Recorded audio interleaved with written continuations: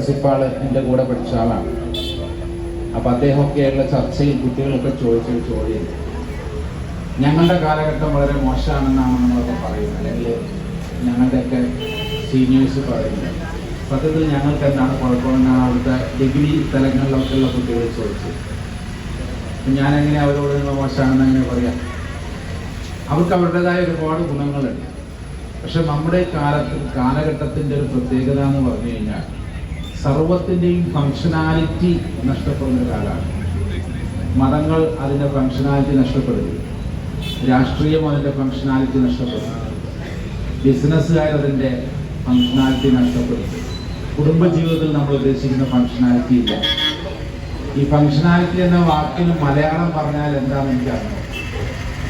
പക്ഷേ നമ്മുടെ MG ശ്രീകുമാറൊക്കെ പറയാറുണ്ട്, കുട്ടികളൊക്കെ പാടി കഴിയുമ്പോൾ മാർക്ക് ഇടുന്നതിന് മുമ്പ് ഒരു കമൻറ്റ് പറയാറുണ്ട്, സംഗതി ഇല്ല, സംഗതി പോലെ.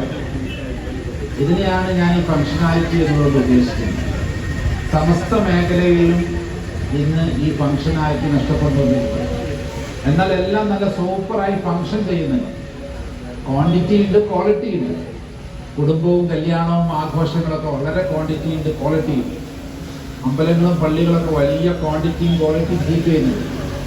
പക്ഷെ കീപ്പ് ചെയ്യാൻ മറന്നു പോകുന്നതിൻ്റെ ഫങ്ഷനാലിറ്റിയാണ്. അപ്പോൾ ബിസിനസ് രംഗത്തും ഇത്തരത്തിലുള്ള